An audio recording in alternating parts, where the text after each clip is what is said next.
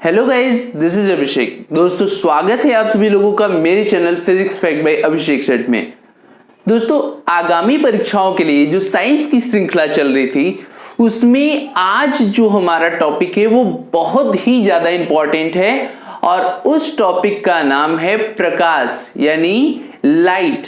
आज हम लोग लाइट के पार्ट फर्स्ट के बारे में पढ़ेंगे, जिसमें आज हम लोग क्या पढ़ने वाले हैं उस पे एक नजर डाल लेते हैं। आज हम लोग पढ़ेंगे प्रकाश के गुण। पहले तो प्रकाश पढ़ेंगे कि प्रकाश क्या होता है, फिर प्रकाश के गुण, प्रकाशिक माध्यम, परावर्तन, परावर्तन के नियम, दर्पण, दर्पण के प्रकार, दर्पण के गुण, दर्पण संबंधित परिभाषाएं, एफ तथा आर में संबंध, दर्पण का सूत्र, आवर्धन क्षमता और फिर न्यूमेरिकल क्वेश्चन यानी आंकिक प्रश्न। यानी एक बार इंग्लिश में देखा जाए तो आज हम लोग लाइट का डेफिनेशन वगैरह पढ़ेंगे, फिर प्रॉपर्टी ऑफ लाइट पढ़ेंगे, फिर ऑप्टिकल मीडियम पढ़ेंगे, फिर रिफ्लेक्शन पढ़ेंगे, फिर लॉ ऑफ रिफ्लेक्शन पढ़ेंगे, फिर मिरर पढ़ेंगे, फिर टाइप्स ऑफ मिरर पढ़ेंगे, फिर प्रॉपर्टी ऑफ मिरर पढ़ेंगे, फिर सम डेफिनेशन अबाउट मिरर पढ़ेंगे, उसके बाद relationship between F and R पढ़ेंगे, मिरर फॉर्मूला पढ़ेंगे और मैग्निफिकेशन पावर पढ़ेंगे और उसके बाद न्यूमेरिकल पढ़ेंगे। तो दोस्तों, पूरा वीडियो देखिएगा। आज की वीडियो में मैं पूरा एनसीईआरटी का जो निचोड़ होता है क्लास 10th के लिए, उसमें से जो सबसे इंपॉर्टेंट चीजें हैं जो आपके लिए इंपॉर्टेंट हो सकती हैं, उन सबको आज हम यहां शामिल करेंगे। तो दोस्तों, वीडियो को पूरा देखिएगा और इसे शेयर भी कर दीजिएगा। तो शुरू करते हैं। सबसे पहले बात करते हैं प्रकाश की।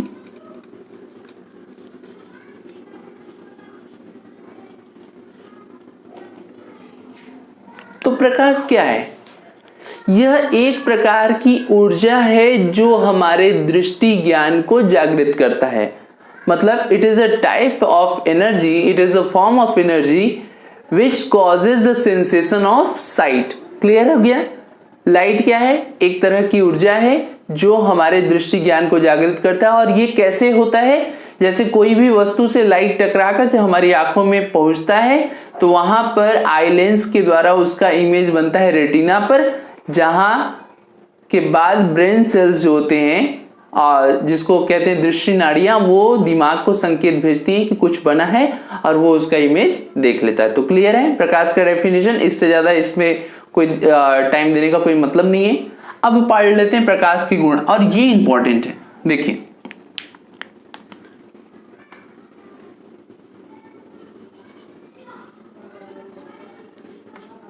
प्रकाश के गुण।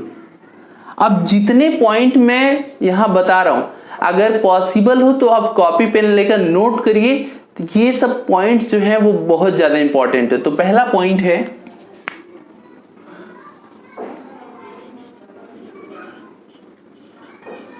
प्रकाश सीधी रेखा में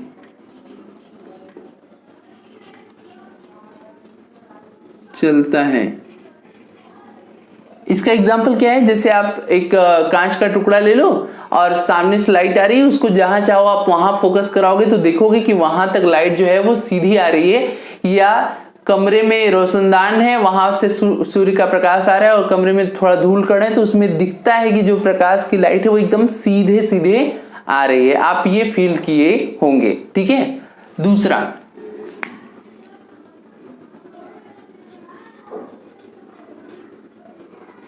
निर्वात में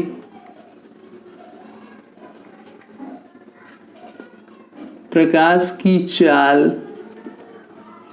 3×10⁸ मीटर पर सेकेंड है। देखो, निर्वात की बात कर रहे हैं, मतलब अंतरिक्ष की या वैक्यूम की। वहां पर इसकी चाल हो गई 3×10⁸।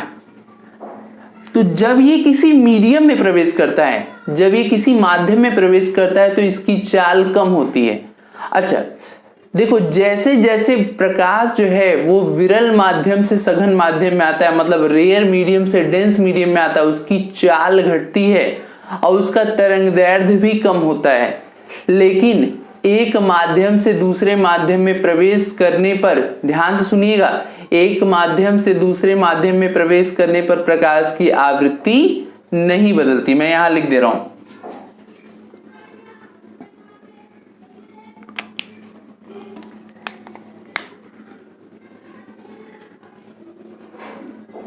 विरल मतलब रेयर मीडियम, विरल से सघन माध्यम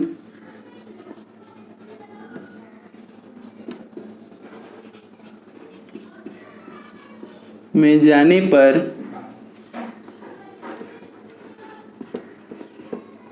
प्रकाश की चाल व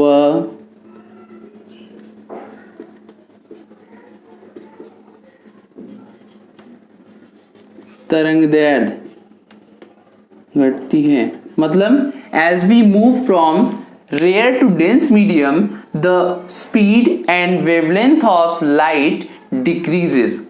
अगला पॉइंट है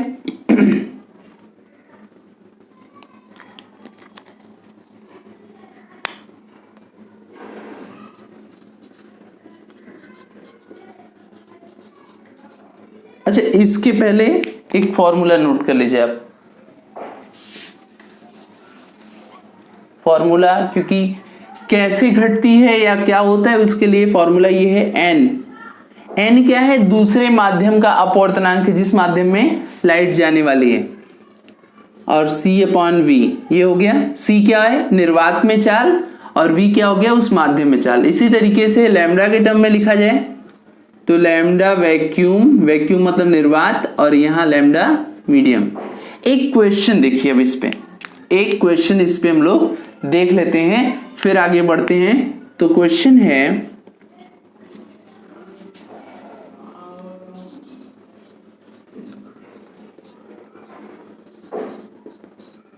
प्रकाश की चाल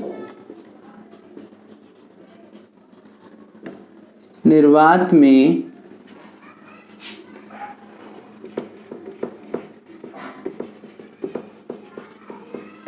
पर सेकेंड है, n बराबर 1.5 अपवर्तनांक वाले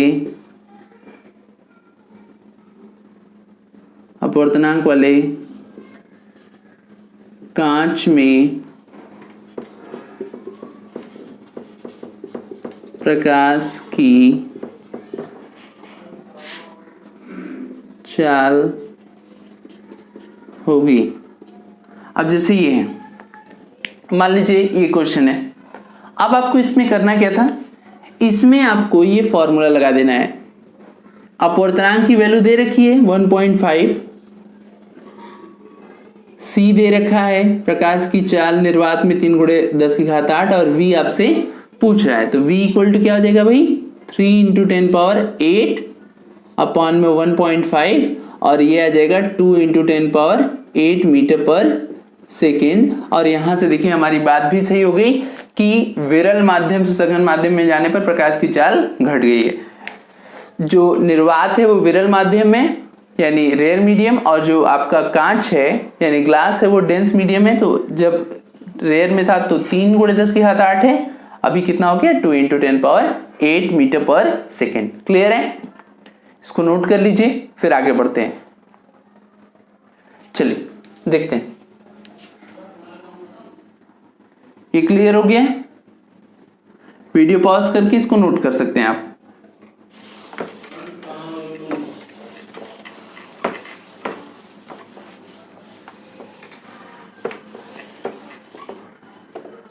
अगला पॉइंट है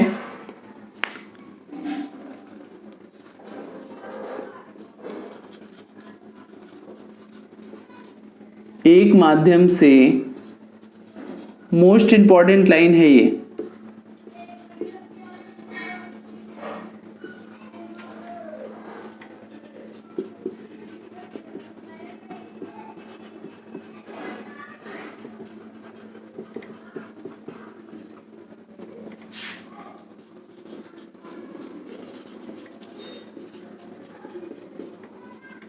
आवृत्ति नहीं बदलती। यानी माध्यम कुछ भी हो, सघन से विरल में जाए, विरल से सघन में आए, लेकिन फ्रीक्वेंसी यानी आवृत्ति जो है वो नहीं बदलेगी। इसके अलावा आपका हो गया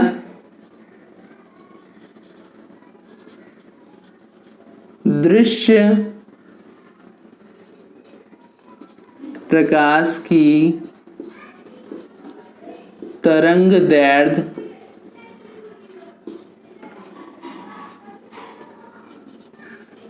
3900 एंगस्ट्रॉम से 7800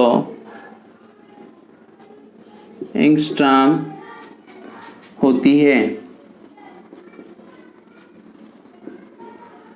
ठीक है, 3900 एंगस्ट्रॉम से 7800 एंगस्ट्रॉम होती है। आपका जो काम है, आप मुझे बताएंगे कि 1 एंगस्ट्रॉम इक्वल टू कितना मीटर होता है। आपको ये कमेंट सेक्शन में लिखकर बताना है। क्लियर है? इतनी चीजें जो हैं आपके प्रकाश के गुण के लिए, जो है प्रकाश के गुण के टॉपिक से इतनी चीजें आपके एग्जाम के लिए मोस्ट इंपॉर्टेंट थी। अब हम लोग अपने अगले पार्ट पे चलते हैं, प्रकाशिक माध्यम। रफ कर दें।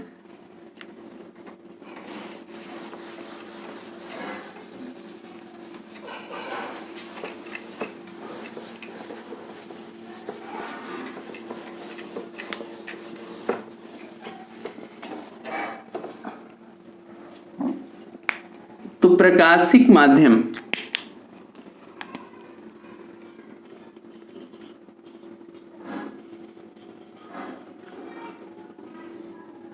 तीन तरह के होते हैं। पहला हो गया आपका ट्रांसपेरेंट, यानी कि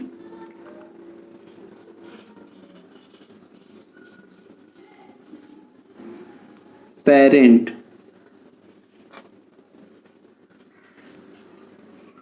दूसरा हो गया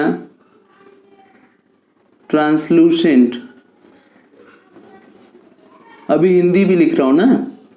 और तीसरा हो गया ओपेक, यानी कि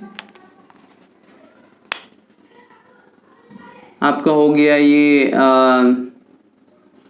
पारदर्शी माध्यम, पारभाषक और ये हो गया आपका अपारदर्शी।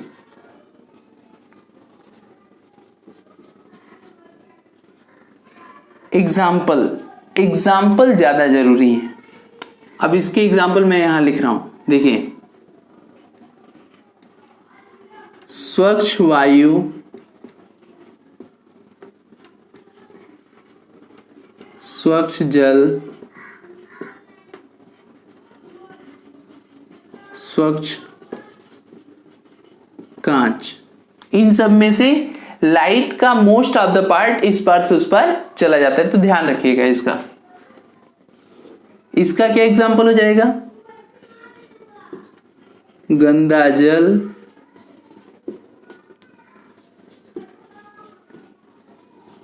तेलीय कागज,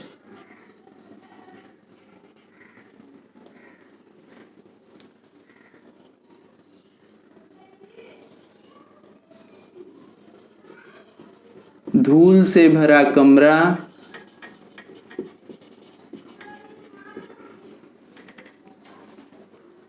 इसके अलावा खुरदरा,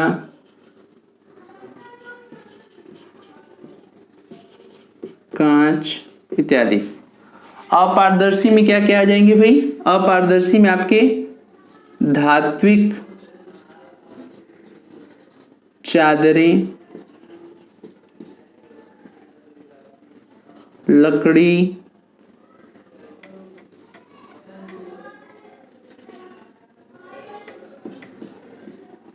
और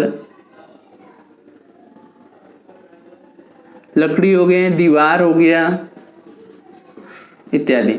समझ में आ रहा है? तो ये सब हो गया प्रकाशिक माध्यम। ओके, चलिए आप इनको नोट कर लीजिएगा। अब मैं आगे बढ़ता हूं।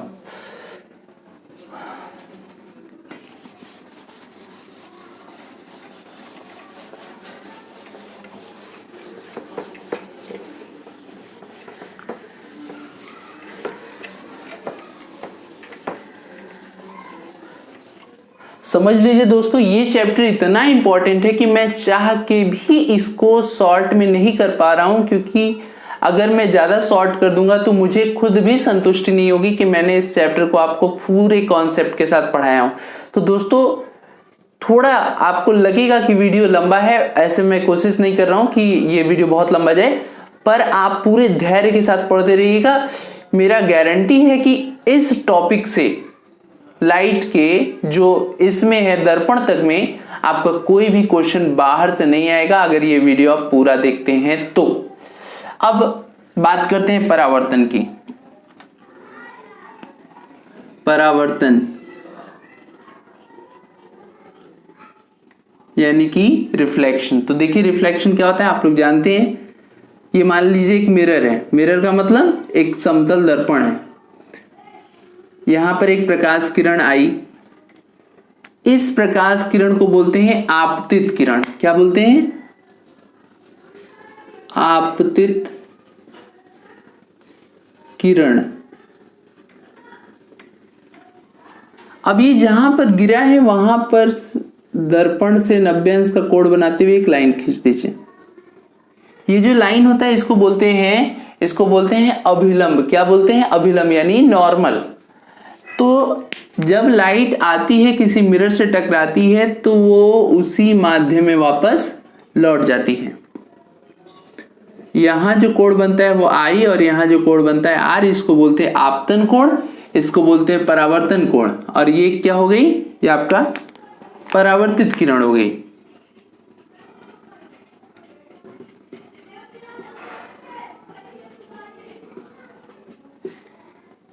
ये हो गया अभिलंब। तो वह घटना जिसमें प्रकाश किरण जिस माध्यम से आए किसी चिकने पॉलिश सरफेस से टकराकर उसी मीडियम में वापस लौट जाए, परावर्तन कहलाता है। और परावर्तन के दो नियम होते हैं। पहला नियम है angle I equal to angle R ना, angle I equal to angle R। और दूसरा नियम है आपतित किरण, या दूसरा नंबर सुन लीजिए क्योंकि वो एग्जाम के लिए इंपॉर्टेंट नहीं है। दूसरा नियम ये कहता है कि ये जो आपका आपतित किरण है, परावर्तित किरण है और ये अभिलंब, तीनों एक ही तल में होते हैं। तीनों एक ही तल में होते हैं। आप देख भी रहे हैं कि भाई तीनों जो हैं वो आपका एक ही तल में लाई कर रहे हैं। ये बोर्ड भी तो एक तल है, उसमें सबके सब आ जा रहे हैं। क्लियर है? तो परावर्तन का नियम ध्यान रखिएगा। एक नियम इस पे न्यूमेरिकल बन सकते हैं, इसलिए इसको लिख दिया, angle I always equal to angle R। अब एक क्वेश्चन है, ठीक है, एक क्वेश्चन है, रफ कर रहे हैं इसको या छोड़ो अभी नहीं करते हैं। क्वेश्चन है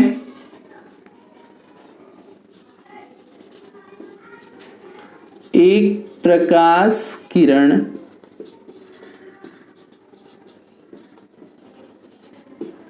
दर्पण पर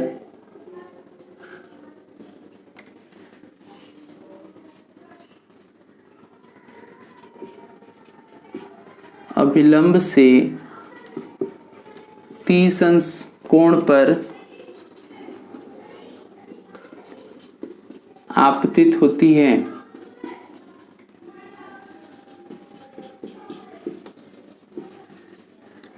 परावर्तन कोण होगा। मतलब एक रेस है जो 30 डिग्री पर इंसिडेंट हो रही है। किससे 30 डिग्री बनाया? नॉर्मल से।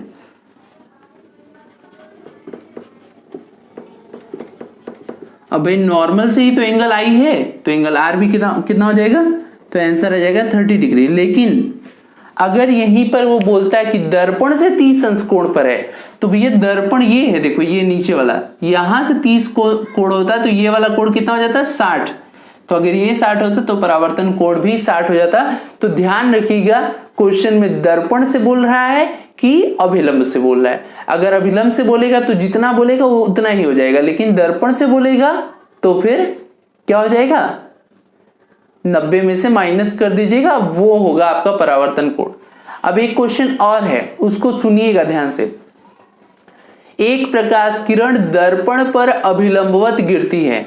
A rays falls normally on the mirror.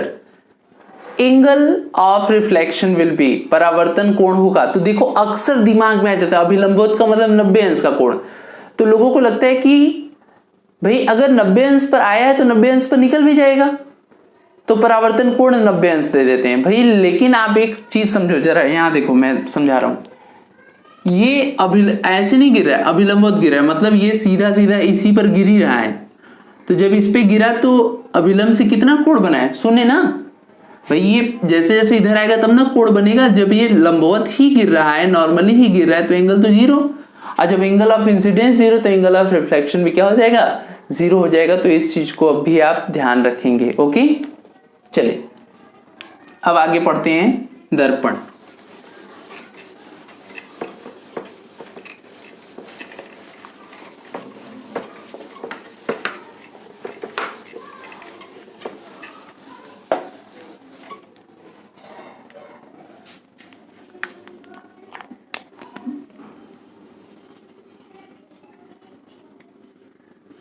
देखो भैया दर्पण क्या होता है, कांच का एक टुकड़ा होता है जिसका एक सरफेस जो रहता है वो सिल्वर्ड रहता है या कलई किया गया रहता है। अब यहां क्वेश्चन बनता है कि कलई करने के लिए कौन कौन सा मटेरियल यूज करते हैं। तो देखो भाई, कलई करने के लिए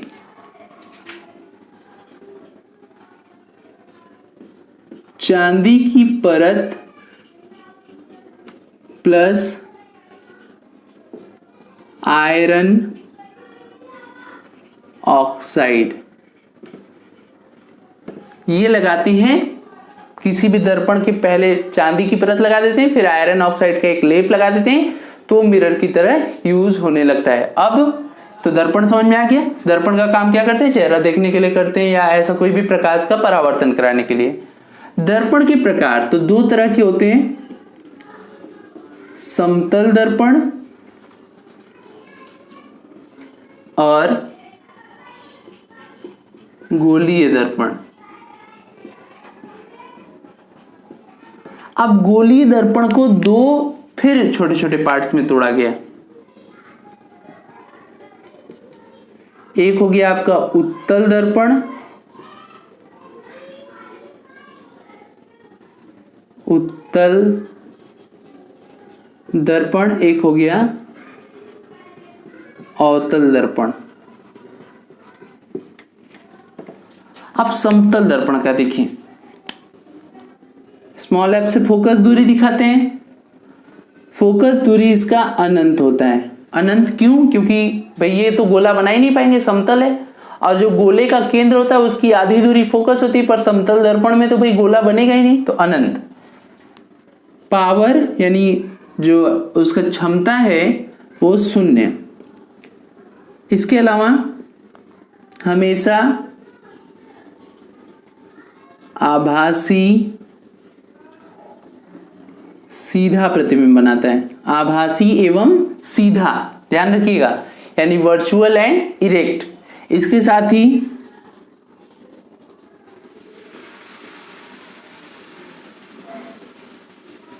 समान आकार का बनाता है। जितना बड़ा वस्तु है उतना ही बड़ा प्रतिबिंब बनाएगा।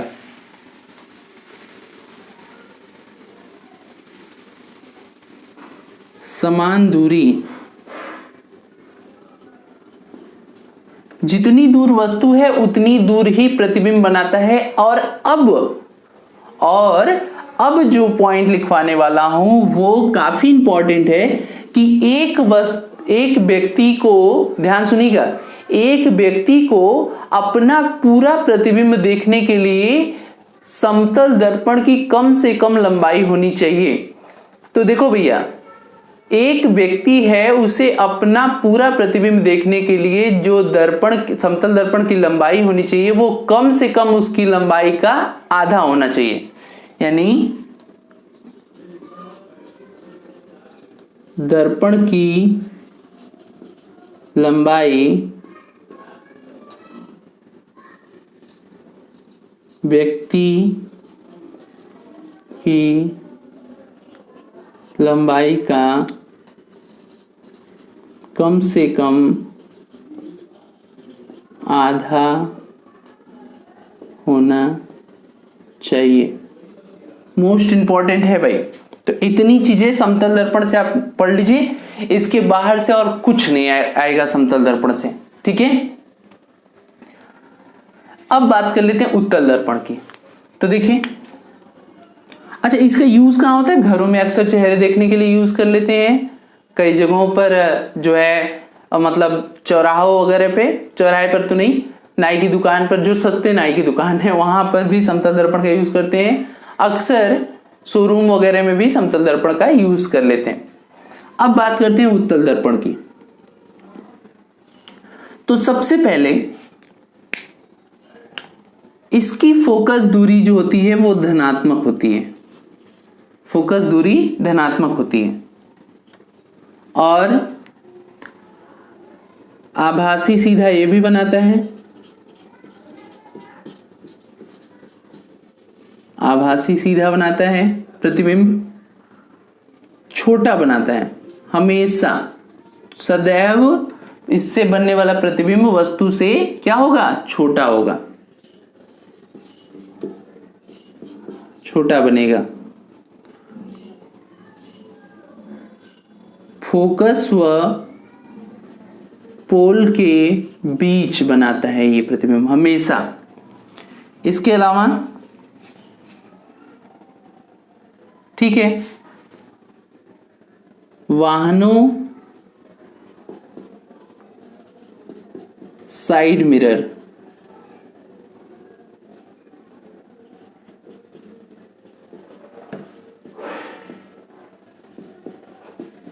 रूप में किया जाता है और चौराहों पर ये लगा दिया जाता है ताकि दूसरे तरफ की से जो गाड़ी आए उसका प्रतिबिंब इस तरफ वाले व्यक्ति को दिखाई दे। अक्सर ऐसा जो है जहां पर कैंटोनमेंट एरिया वगैरह होता है या जहां पर ऐसी जगह है जहां पर मतलब छिपने छिपाने वाली बात होती है, वहां पर इस तरह का मिरर जो है आपको अक्सर देखने को मिल जाएगा। अब बात कर लेते हैं कुछ अवतल दर्पण की। देखिएगा ध्यान से।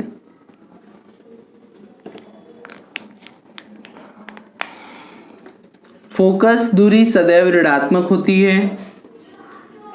ये उल्टा सीधा दोनों प्रतिबिंब बनाता है जैसी कि वस्तु की स्थिति हो। बड़ा छोटा भी बनाता है, कभी कभी बड़ा बनाता है, कभी कभी छोटा बनाता है। तो इसको जो है वो मैं आगे वाले वीडियो में बताऊंगा।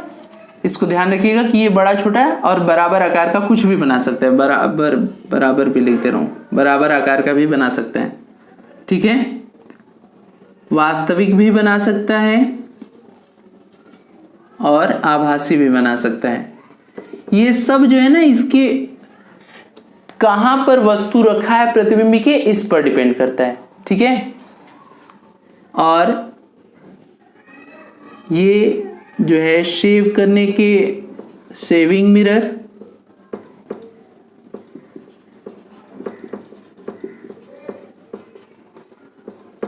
मेकअप मिरर, मेकअप मिरर यानी कि सजने संवरने वाला जो शीशा होता है उसके लिए यूज किया जाता है, दाढ़ी बनाने वाले शीशे के रूप में यूज किया जाता है। तो ऐसी तमाम चीजें हैं। तो आप इतना ध्यान रखेंगे, इतना आपके लिए पर्याप्त है। ओके, चलिए तो वीडियो पॉज करके आप इतनी चीजें आप कॉपी पे नोट कर लीजिएगा। अब मैं आगे बढ़ा रहा हूं।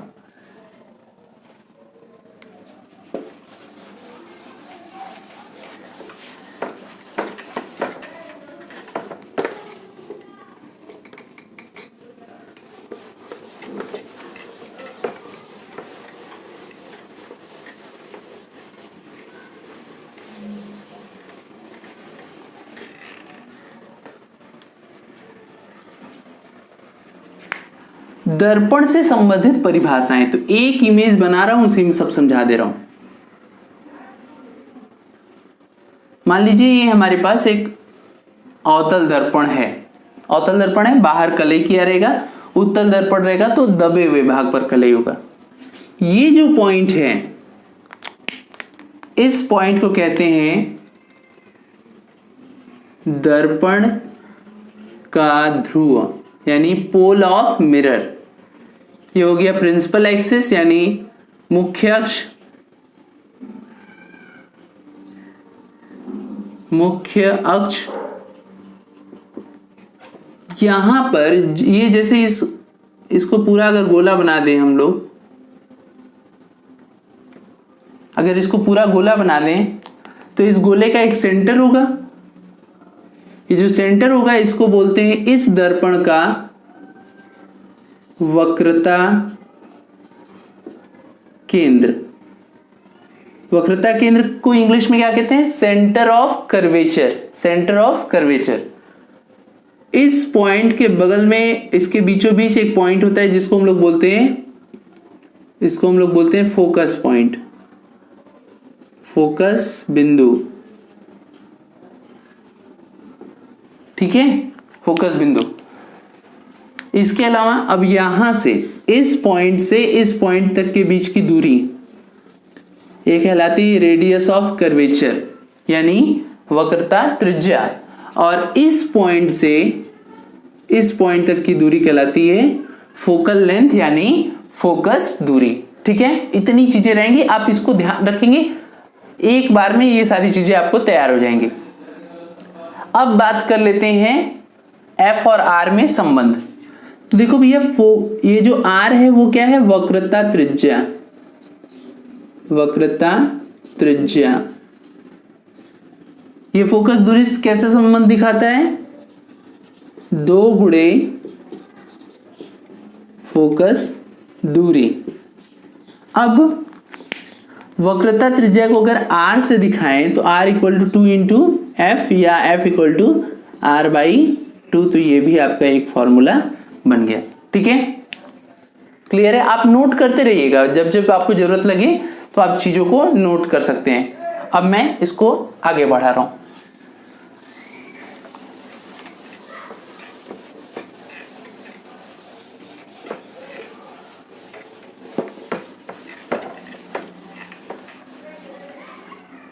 अब देखिए, अगला टॉपिक है हम लोग का दर्पण का सूत्र। तो पहले एक दर्पण बना लेते हैं। मान लीजिए कि यहां एक वस्तु रखी है और उसका प्रतिबिंब यहां कहीं बन रहा है, कुछ इस तरह से रफली बना दिया हूं, आप समझिएगा ना। अभी थोड़ा वीडियो लेंदी ना हो जाए, इसलिए मैं थोड़ा जल्दी जल्दी इसको बता रहा हूं।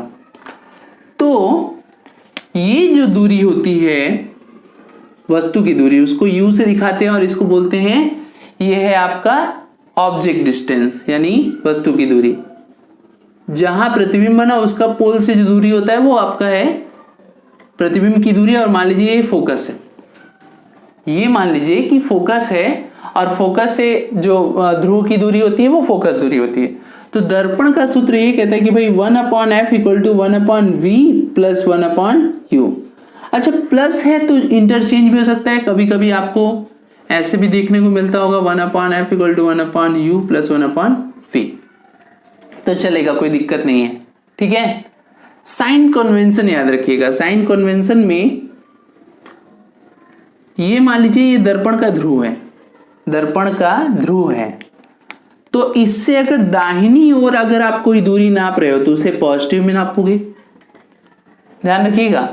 और बाईं ओर चल के कोई दूरी नाप रहे हो तो उसे निगेटिव में नापोगे। इसी तरीके से मुख्य अक्ष के ऊपर जाओगे तो पॉजिटिव और मुख्य अक्ष के नीचे जाओगे तो निगेटिव। ये इतनी चीजें आप ध्यान रखेंगे तो साइन कन्वेंशन आपको, मतलब यहां पर वैल्यू रखने में कोई दिक्कत नहीं होगी। अच्छा, एक चीज और जहां सभी लोग गलती करते हैं, देखो भाई, साइन रखना तो हमें समझ में आता है, क्योंकि आप जैसे फोकस जहां रखोगे वहां पर ये पता चल जाएगा कि उत्तल दर्पण है तो प्लस रखना है, अवतल दर्पण है तो माइनस रखना है। वस्तु की दूरी सदैव ऋणात्मक होती है क्योंकि वस्तु हमेशा बाईं ओर होती है, प्रतिबिंब कभी बाईं ओर बन सकता है कभी दाहिनी ओर। लेकिन बच्चा ध्यान रखिएगा कि जिस चीज की वैल्यू आपसे पूछेगा, जैसे प्रतिबिंब की दूरी पूछ लिया, तो प्रतिबिंब का साइन जानते हुए भी आपको नहीं रखना है। वस्तु की दूरी पूछ लिया तो आपको पता है कि वस्तु की दूरी ऋणात्मक होती है, लेकिन आपको क्वेश्चन में लिखना नहीं है, वो सॉल्व करने के बाद खुद ब खुद माइनस में आ जाएगा। या फोकस दूरी पूछा है तो फोकस दूरी आपको पता है कि उत्तल दर्पण है तो आपका प्लस होगा और अवतल है तो माइनस होगा, लेकिन आपको नहीं रखना है, आपको कैलकुलेशन करना है और उसके बाद फिर आंसर आएगा। तो मैं अभी वो करवाऊंगा। फिलहाल इतनी चीजें आपको समझ में आ गई, दर्पण का सूत्र। अब एक टॉपिक और बचा, उसके बाद हम लोग उस पे आ जाते हैं। तो आवर्धन क्षमता।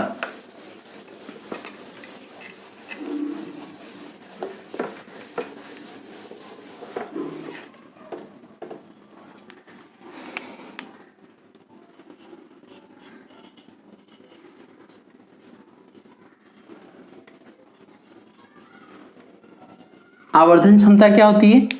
आवर्धन क्षमता होता है कि किसी भी दर्पण का वह गुण या वह जो उसकी योग्यता जिससे वह किसी वस्तु का बड़ा अथवा छोटा प्रतिबिंब बना सकती है। अब इसका फॉर्मूला क्या होता है ये ध्यान रखिएगा, m = v/u।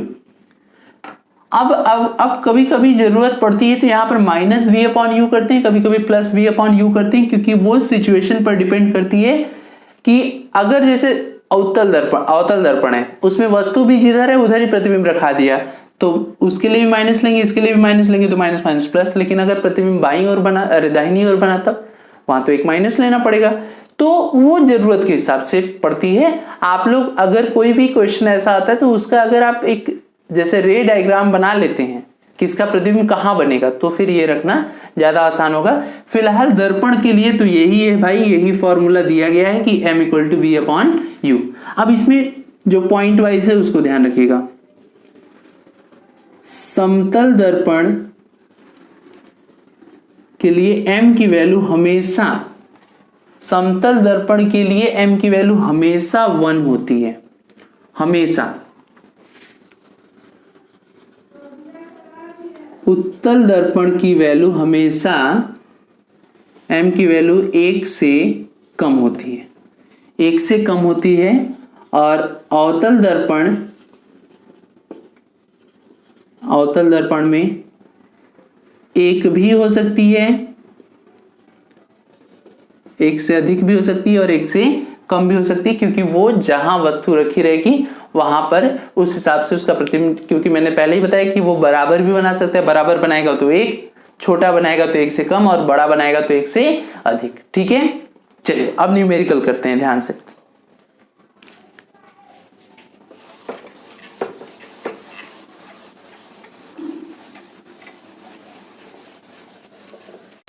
ये कुछ क्वेश्चन है जिनको मैंने लिखा है, तो इससे क्या होगा कि आज के लिए जो हम लोग फार्मूला यूज किए थे उन सब पे काम हो जाएगा। क्वेश्चन है, दर्पण की फोकस दूरी 10 सेमी है, इसकी वक्रता त्रिज्या होगी। तो दर्पण की वक्रता त्रिज्या और फोकस दूरी में क्या संबंध होता है? आप लोग जानते हैं r = 2 × f।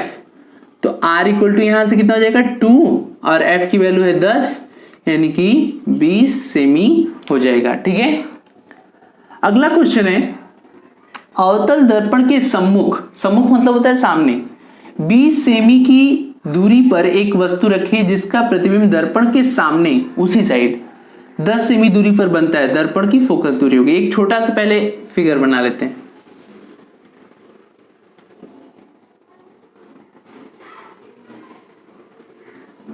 मान लीजिए यहां 20 सेमी पर कोई वस्तु रखी है और 10 सेमी पे प्रतिबिंब बन रहा है। तो दोनों, अच्छा हम लोग दूरी कहां से नापते हैं? इस पॉइंट से, पोल से। दोनों ही बाईं ओर आने पर बन रहा है, और मैंने अभी साइन कन्वेंशन में बताया था कि बाईं ओर की सारी दूरी क्या लेंगे? ऋणात्मक लेंगे। तो अब फार्मूले पर आ जाते हैं, 1/f = 1/v + 1/u। देखो फोकस दूरी नहीं पता है, फोकस दूरी नहीं पता है, फोकस दूरी पूछ रहा है, तो उसका साइन अवतल दर्पण का माइनस होता है, पता है, पर उसकी साइन हम नहीं रखेंगे, हमें जो दिया है उसकी वैल्यू रखेंगे। तो देखो भैया दिया क्या है?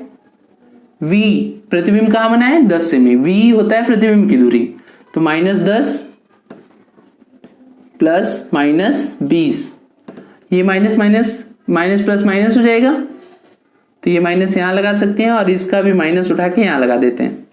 अब इसको सॉल्व करते हैं तो कितना आ जाएगा भाई? -3/20, 3/20 है, लेकिन ये तो 1/f की वैल्यू है, तो f = क्या हो जाएगा भाई? -20/3, यानी -6.67। अब देखो माइनस के साथ आया ना, माइनस के साथ आया ना, और फोकस दूरी तो ऋणात्मक होती है, तो यहां से हम लोग का चेक भी हो गया कि हमने जो किया है वो सही है या नहीं। अगला क्वेश्चन है, उत्तल दर्पण के सामने 30 सेमी पर वस्तु स्थित है, इसकी प्रतिबिंब की स्थिति होगी। अच्छा, इस पे फोकस दूरी में लिखना भूल गया हूं, तो मैं लिख दे रहा हूं, फोकस दूरी है 15 सेमी, ये दे रखा है। देखो वस्तु हमेशा ऋणात्मक होती है, अगर वस्तु दी रही तो वस्तु तो दिया है, फोकस भी दिया है। फॉर्मूले पे आ जाते हैं, 1/f equal to 1/v plus 1/u। ये कितना दिया है 15, v का पता नहीं, u का पता चल गया, और u कितना है आपका 30। तो 1/v इक्वल टू कितना हो गया 1/15 प्लस 1/30, ये हो गया 30, यहाँ से 2 यहाँ से 1, 3/30। तो v की वैल्यू आ गई 30/3 इक्वल टू 10। अब देखो फोकस दूरी 15 है, और मैंने बताया था कि जो प्रतिबिंब होता है वो हमेशा फोकस और पोल के बीच में ही होता है, तो 15 और 0 के बीच में ही तो है 10 सेमी, और प्लस आया है, इसका मतलब है कि प्रतिबिंब उस साइड बना है दर्पण के उस तरफ, और उस तरफ बना है तो कैसा बना होगा, आभासी सीधा। अब एक चीज और चेक करने को बच गया कि क्या वस्तु छोटी भी बनती है, तो यहां देख लीजिए, ताकि एक जो और फॉर्मूला है हम लोग का वो भी यूज हो जाए इसमें। m equal to v upon में u, ठीक है।